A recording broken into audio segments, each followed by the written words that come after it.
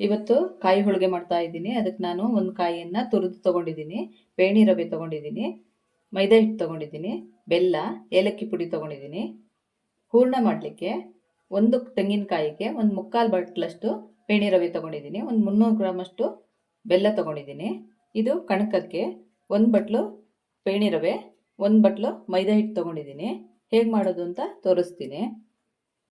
ಮೊದಲಿಗೆ ಕಣಕಕ್ಕೆ ಕಲಿಸ್ಕೊಳ್ತೀನಿ. 1 ಬಟ್ಲು ಪೇಣಿ ರವೆ, ಅದಕ್ಕೆ 1 ಬಟ್ಲು ಮೈದಾ ಹಿಟ್ಟು ಹಾಕ್ಕೊಳ್ತೀನಿ. ನಾನು 2 ಸಮ ತೊಗೊಳ್ತಿದ್ದೀನಿ. ಒಂದು ಸ್ವಲ್ಪ ಅರಿಶಿನ, ಒಂದು ಚಿಟಿಕೆ ಉಪ್ಪು,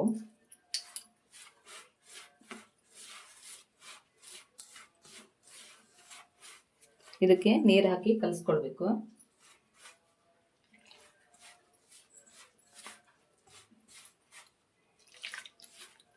ಚಪಾತಿ ಹಿಟ್ಟಿಗಿಂತ ಒಂದು ಸ್ವಲ್ಪ ತೆಳುವಾಗಿ ಕಲಿಸ್ಕೊಳ್ಬೇಕು, ತುಂಬ ಗಟ್ಟಿ ಇರಬಾರ್ದು.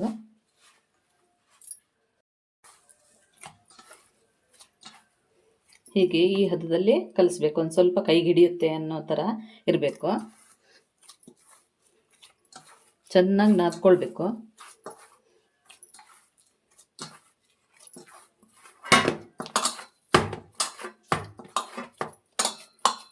ಇದಕ್ಕೀಗ 1-2 ಸ್ಪೂನು ಎಣ್ಣೆ ಹಾಕ್ಕೊಳ್ತೀನಿ. ಕಡಲೆಕಾಯಿ ಎಣ್ಣೆ ಇಲ್ಲ ರಿಫೈಂಡ್ ಆಯಿಲ್ ಹಾಕ್ಕೊಳ್ಬೋದು.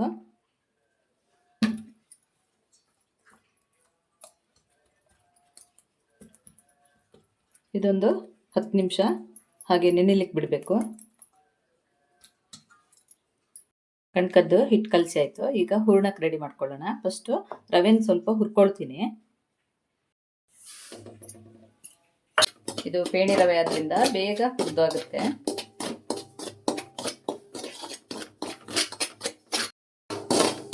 ಇದ್ರದ್ದು ಹಸಿ ಸ್ಮೆಲ್ ಇರುತ್ತಲ್ಲ, ಅದು ಹೋಗೋವರೆಗೆ ಹುರಿದ್ರೆ ಸಾಕು. 1-2 ನಿಮಿಷ ಹುರಿದಿದ್ದೀನಿ, ಸಾಕು. ಇದು ಸ್ಟವ್ ಆಫ್ ಮಾಡ್ಕೊಳ್ತೀನಿ. ಈಗ ಬೆಲ್ಲ ಕರಗ್ಲಿಕ್ಕೆ ಹಾಕ್ಕೊಳ್ತೀನಿ. ಒಂದು 1/4 ಲೋಟದಷ್ಟು ನೀರು ಹಾಕಿದ್ರೆ ಸಾಕು.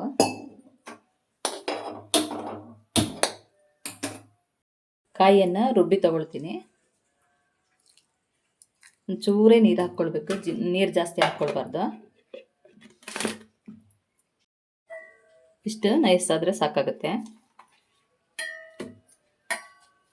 ನೀರು ಹಾಕ್ಕೊಂಡು ರುಬ್ಬೋದು.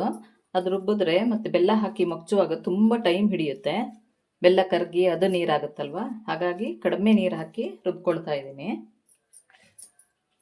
ಇದನ್ನು ಹಾಕ್ಕೊಳ್ತೀನಿ. ಏಲಕ್ಕಿ ಪುಡಿ ಹಾಕ್ಕೊಳ್ತೀನಿ. ಬೆಲ್ಲ ಕರಗಿದೆ.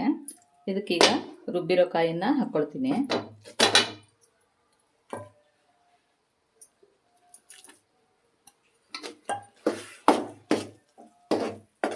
ಇದನ್ನು ಚೆನ್ನಾಗಿ ಗಟ್ಟಿ ಆಗೋವರೆಗೆ ಮಗ್ಚಬೇಕು. ಬೆಲ್ಲ ಕಾಯಿಯನ್ನು ಒಟ್ಟಿಗೆ ಹಾಕ್ಕೊಳ್ಬೋದು. ಸ್ವಲ್ಪ ಟೈಮ್ ಹಿಡಿಯುತ್ತೆ ಅಂತ ನಾನು ಬೆಲ್ಲ ಕರಗ್ಲಿಕ್ಕೆ ಹಾಕ್ಕೊಂಡಿದ್ದೆ.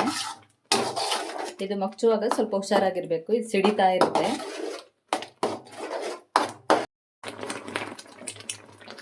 ಕಾಯಿ ಬೆಲ್ಲನ ಒಂದು 5 ನಿಮಿಷ ಮಗ್ಚ್ಕೊಂಡಿದ್ದೀನಿ.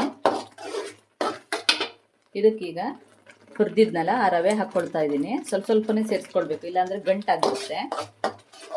ಉರಿ ಸಣ್ಣ ಇಟ್ಕೊಂಡು ಸ್ವಲ್ಪ ಸೇರಿಸ್ಕೊಳ್ತಾ ಬಂದರೆ ಕರೆಕ್ಟ್ ಆಗುತ್ತೆ.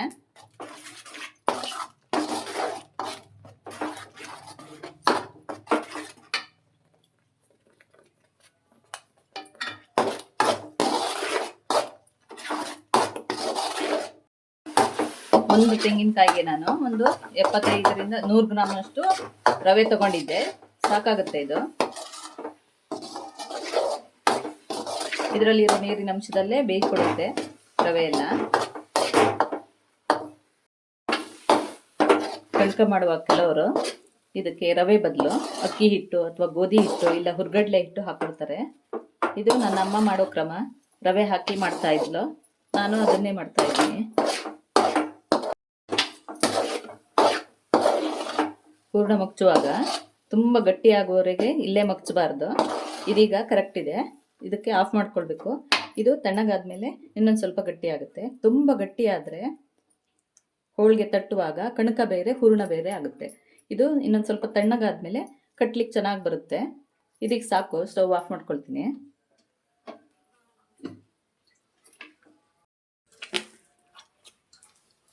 ಕಣಕನ್ನು ಒಂದೆರಡು ಸತಿ ಅವಾಗವಾಗ ಕಲಿಸ್ಕೊಳ್ತಾ ಇರಬೇಕು. ಹಿಂಗೆ ಕಲಿಸಿದಷ್ಟು ಲಘುವಾಗಿ ಬರುತ್ತದು, ತುಂಬ ಎಳೆದು ಬರುತ್ತೆ. ಹೋಳಿಗೆ ಮಾಡಲಿಕ್ಕೆ ಈಸಿ ಆಗುತ್ತೆ.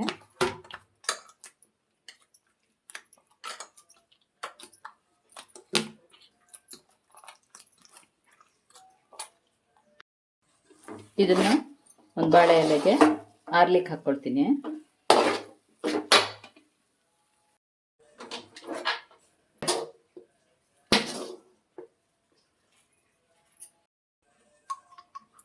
ಇದರ ಮೇಲೆ ಒಂಚೂರು ಎಣ್ಣೆ ಹಾಕ್ಕೊಳ್ತೀನಿ, ಅಂದರೆ ಮೇಲ್ಭಾಗ ಒಣಗಬಾರ್ದು ಅಂಥೇಳಿ.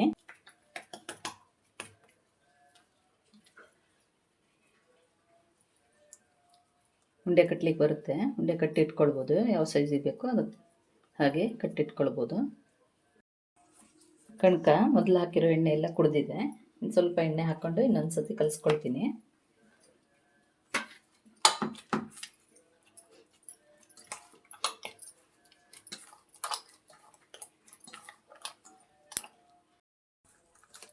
ಕಣಕ ಎಲ್ಲ ನೆಂದು ರೆಡಿಯಾಗಿದೆ.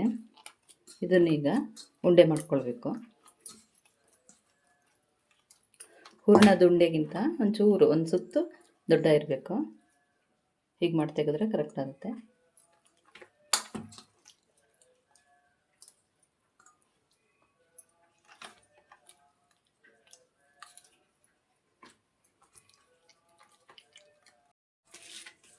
ಒಂದು ಬಾಳೆ ಎಲೆಗೆ ಎಣ್ಣೆ ಸೋರ್ಕೊಂಡಿದ್ದೀನಿ. ಅದರಲ್ಲಿ ಕಣಕ ಮಾಡಿಕೊಂಡು ಹೂರಣ ಅದರೊಳಗೆ ಇಟ್ಕೊಳ್ಬೇಕು. ಹೀಗೆ ನಿಧಾನವಾಗಿ ಎಳಿಬೇಕು, ಕಟ್ಟಾಗಬಾರ್ದು. ಹೆಚ್ಚಿಗೆ ಇದ್ದರೆ ತೆಕ್ಕೊಳ್ಬೋದು.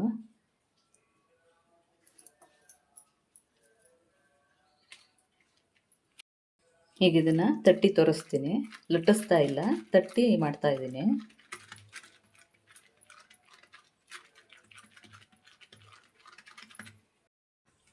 ಕೈಗೊಂಚೂರು ಎಣ್ಣೆ ಮುಟ್ಕೊಂಡು ಕ್ಲೀನಾಗಿ ತಟ್ಕೊಳ್ಬೇಕು. ಹೋಳಿಗೆ ತುಂಬ ತೆಳು ಇದ್ದರೆ ತಿನ್ಲಿಕ್ಕೆ ಅಷ್ಟು ಟೇಸ್ಟ್ ಇರೋದಿಲ್ಲ. ಸ್ವಲ್ಪ ದಪ್ಪ ಇರಬೇಕು, ಆವಾಗ ತಿನ್ಲಿಕ್ಕೆ ಚೆನ್ನಾಗಿರುತ್ತೆ. ಹಾಗಾಗಿ ನಾನು ಕೈಯಲ್ಲೇ ತಟ್ಟಿ ಮಾಡ್ಕೊಳ್ತಾ ಇದ್ದೀನಿ. ಹಿಂದೆ ಎಲ್ಲ ನಮ್ಮಮ್ಮ ಎಲ್ಲ ಹೀಗೆ ಮಾಡ್ತಾಯಿದ್ರು. ಹೋಳಿಗೆ ಮಾಡುವಾಗ ಮನೆಯವರೆಲ್ಲ ಸೇರಿ ಮಾಡಿದ್ರೆ ತುಂಬ ಚೆನ್ನಾಗಿರುತ್ತೆ. ನಮ್ಮ ಅಮ್ಮನ ಮನೇಲಿರುವಾಗ ಎಲ್ಲರೂ ಸೇರ್ಕೊಂಡು ಮಾಡ್ತಾಯಿದ್ವಿ. ಅಪ್ಪನೂ ಇದನ್ನು ಹೋಳಿಗೆ ಎಲ್ಲ ತಟ್ಟಿ ಕೊಡ್ತಾಯಿದ್ರು. ತುಂಬ ಚೆನ್ನಾಗಿರ್ತಿತ್ತು, ಒಂಥರ ಖುಷಿ ಇರ್ತಿತ್ತು. ಹೋಳಿಗೆ ತಟ್ಟುವಾಗ ಹೀಗೆ ಸೈಡಿಂದ ಬೆರಳಲ್ಲಿ ತಟ್ಕೊಂಡು ಬರಬೇಕು. ಸ್ವಲ್ಪ ಅಗಲ ಆದಮೇಲೆ ಮತ್ತೆ ಈ ಜಾಗದಲ್ಲಿ ಹೀಗೆ ತಟ್ಕೊಳ್ಬೇಕು. ಅವಾಗ ಕರೆಕ್ಟಾಗುತ್ತೆ, ಹರಿಯೋದಿಲ್ಲ. ಕಾವಲಿ ಇಟ್ಕೊಂಡಿದ್ದೀನಿ. ಒಂದು ಸ್ವಲ್ಪ ಎಣ್ಣೆ ಹಚ್ಕೊಳ್ಬೇಕು. ಕಾವಲಿ ಜಾಸ್ತಿ ಕಾಯಬಾರ್ದು, ಸ್ವಲ್ಪ ಕಾಯುವಾಗಲೇ ಹಾಕ್ಕೊಳ್ಬೇಕು.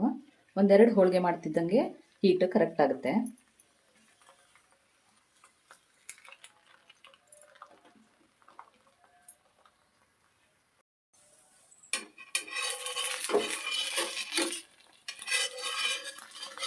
ನಿಧಾನಕ್ಕೆ ಮುಚ್ಚಾಕ್ಕೊಳ್ಬೇಕು. ನಾನು ಸಟ್ಕದ ಹಿಂಬದಿಯಿಂದ ಮಾಡ್ತಾಯಿದ್ದೀನಿ. ಹೋಳಿಗೆ ಮುಗಿಸ್ಲಿಕ್ಕೆ ಬಿದಿರು ಅಥವಾ ಅಡಿಕೆ ಡಬ್ಬೆಯಿಂದನೂ ಕೋಲ್ ಮಾಡ್ಕೊಳ್ಬೋದು. ನಾನು ಸ್ವಲ್ಪ ಮಾಡ್ತಾಯಿದ್ದೀನಿ. ಅದು ಸಟ್ಕದಲ್ಲೇ ಹೇಗೆ ಮಾಡೋದು ಅಂತ ತೋರಿಸೋಣ ಅಂತೇಳಿ ಹೀಗೆ ಮಾಡ್ತಾಯಿದ್ದೀನಿ.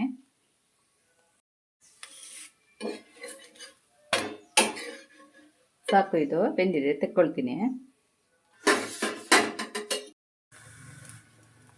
ಹೋಳಿಗೆ ಮಾಡುವಾಗ ಕಣಕ ಮತ್ತು ಹೂರಣದ ಅಳತೆ ಕರೆಕ್ಟ್ ಮಾಡಿಕೊಂಡ್ರೆ ಹೋಳಿಗೆ ಕರೆಕ್ಟಾಗಿ ಬರುತ್ತೆ. ಫಸ್ಟ್ ಮಾಡುವಾಗ ಒಂದು ಸ್ವಲ್ಪ ಹರಿದೋಗೋದು ಇದೆಲ್ಲ ಆಗ್ಬೋದು, ಆದರೂ ಟ್ರೈ ಮಾಡಿದ್ರೆ ಬರುತ್ತೆ. ತುಂಬ ಏನು ಕಷ್ಟ ಅಲ್ಲ ಹೋಳಿಗೆ ಮಾಡೋದು.